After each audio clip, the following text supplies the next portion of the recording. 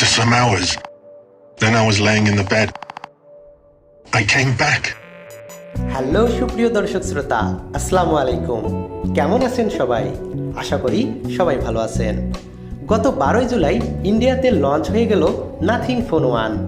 আর এই ফোনটা কিন্তু সারা বিশ্বে লঞ্চ হওয়ার আগেই একটা বড় হাইপ তুলেছে। তো চলুন ভিউয়ার্স, আজকে আমি আপনাদের নাথিং ফোন 1-এর অনেস্ট রিভিউ দিব।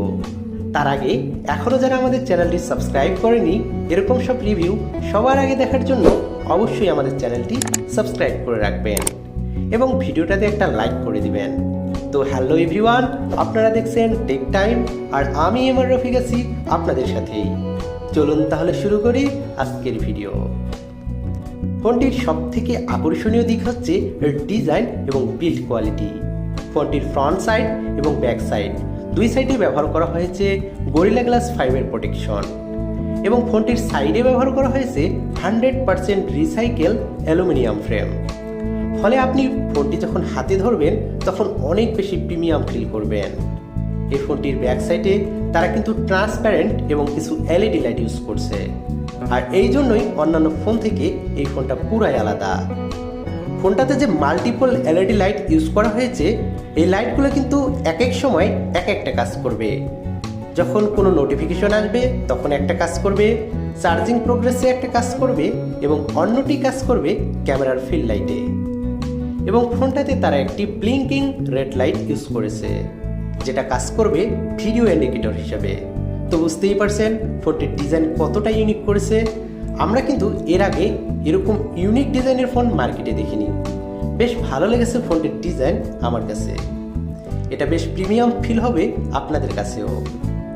ফোনটিতে ডিসপ্লে হিসেবে তারা ব্যবহার করছে 6.5 ইঞ্চির ওয়ালেট ডিসপ্লে, যা 1 বিলিয়ন কালার সাপোর্টেড, আর এটার রিফ্রেশ রেট হচ্ছে 120 হার্টজ এবং রেজলিউশন 180x2400 পিক্সেল। 402 ppi ডেন্সিটির ডিসপ্লেকে প্রোটেকশন করার জন্য ব্যবহার করা হয়েছে কোর্নিং গরিলা গ্লাস 5। এই ফোনটি অ্যান্ড্রয়েড 12 অপারেটিং সিস্টেম দ্বারা পরিচালিত হবে এবং থাকবে নাথিংয়ের নিজস্ব ভার্সন। ফোনটিতে তারা চিপসেট হিসেবে ব্যবহার করছে কোয়ালকমের স্ন্যাপড্রাগন 778G। এটা কিন্তু একটা 5G প্রসেসর, ফলে এটা দিয়ে আপনি যে কোনো হাই লেভেলের কাজ খুব স্পিডে করতে পারবেন এবং যে কোনো ধরনের গেম খেলতে পারবেন আলট্রা রেজলিউশনে। কোনো প্রকার ফ্রেম ড্রপ কিংবা ল্যাগ করবে না। ফোনটির রিয়ার প্যানেলে 2টি ক্যামেরা ইউজ করা হয়েছে এবং সাথে একটি হাই কোয়ালিটির ফ্ল্যাশ লাইট ব্যবহার করা হয়েছে। ক্যামেরা দুটির মেগাপিক্সেল সেম 50 মেগাপিক্সেল করে। দুটির মধ্যে একটি কিন্তু সোনি ব্র্যান্ডের সেন্সর এবং একটি স্যামসাং ব্র্যান্ডের সেন্সর। বুঝতেই পারছেন ফোনটির ক্যামেরা কোয়ালিটি তাহলে কেমন হতে পারে। এবং ক্যামেরা দুটির একটিতে ইউজ করা হয়েছে 1.9 অ্যাপাচার ওয়াইড অ্যাঙ্গেল ক্যামেরা এবং আরেকটিতে ইউজ করা হয়েছে 2.2 অ্যাপাচারের আলট্রা ওয়াইড ক্যামেরা। এবং এই ফোনের ব্যাক ক্যামেরা দিয়ে আপনি 4K রেজলিউশন পর্যন্ত ভিডিও রেকর্ড করতে পারবেন। এবং ফোনটির ফ্রন্ট সাইডে ব্যবহার করা হয়েছে 16 মেগাপিক্সেলের একটি সেলফি ক্যামেরা, যার অ্যাপাচার 2.5 ওয়াইড অ্যাঙ্গেল ক্যামেরা। দুঃখের বিষয় হলো এই ফোনটাতে তারা 3.5mm হেডফোন জ্যাক ইউজ করেনি। তবে এটা অনেকের প্রয়োজনই পড়ে না, আবার অনেকের প্রয়োজন পড়তেই পারে। আমার মনে হয় 3.5mm জ্যাক রাখা উচিত ছিল। এই ফোনটা কিন্তু ইতিমধ্যে 3টি ভেরিয়েন্টে লঞ্চ হয়েছে। 4GB র্যাম 128GB রমের একটি, 8GB র্যাম 256GB রমের একটি এবং 12GB র্যাম 256GB রমের একটি। এই 3টি ভেরিয়েন্টের কিন্তু আমরা 2টি কালার ভেরিয়েন্ট পাবো, হোয়াইট এবং ব্ল্যাক। তবে ব্ল্যাক কালারের থেকে হোয়াইট কালারটা অনেক বেশি প্রিমিয়াম মনে হয়। তবে ব্ল্যাক কালারে কিন্তু এলইডি লাইটগুলো খুব সুন্দর দেখাচ্ছিল। আপনার কাছে কোনটা বেশি ভালো মনে হচ্ছে তা অবশ্যই কমেন্ট করে জানাবেন। এই ফোনটি আনলক করার জন্য তারা সাইড মাউন্ট ফিঙ্গারপ্রিন্টের পরিবর্তে ইন ডিসপ্লে ফিঙ্গারপ্রিন্ট ব্যবহার করেছে।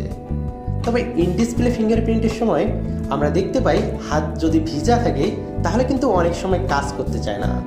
তবে এই সমস্যাটা সমাধানের জন্য তারা কিন্তু নিয়ে এসেছে সুপারসনিক টেকনোলজিটা, যে কারণে আপনার হাত ভিজা থাকলেও আপনি খুব সহজেই ফিঙ্গারপ্রিন্ট ইউজ করতে পারবেন। এই ফোনটির চার্জিং ব্যাকআপ হিসেবে থাকবে 4500 এমপিআরের একটি নন রিমুভেবল ব্যাটারি এবং ফোনটিকে চার্জ করার জন্য 33 ওয়াটের ফাস্ট চার্জার ব্যবহার করতে পারবেন।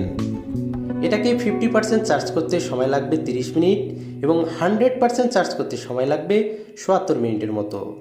সাথে থাকছে ওয়্যারলেস চার্জিং সিস্টেম। তবে তারা কিন্তু এটাতে কোনো প্রকার চার্জার দিচ্ছে না, যেটা খুবই হতাশাজনক। এখন কথা হচ্ছে এটার প্রাইস।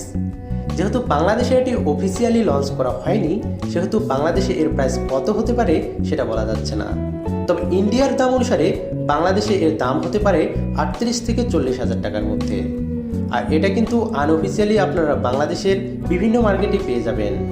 বিশেষ করে অনলাইনে অর্ডার করলেই কিন্তু আপনারা এই ফোনটা পেয়ে যাবেন। বন্ধুরা, এই ছিল নাথিং ফোন 1-এর অনেস্ট রিভিউ। আপনারা কিন্তু চাইলে এই ফোনটি কিনতে পারেন। একেবারে ইউনিক এবং সম্পূর্ণ ভিন্ন ডিজাইনের একটি ফোন। ফোনটি আপনার কাছে কেমন লেগেছে অবশ্যই কমেন্ট বক্সে জানাবেন। ভালো থাকবেন, সুস্থ থাকবেন। দেখা হবে পরবর্তী নতুন কোনো রিভিউ নিয়ে।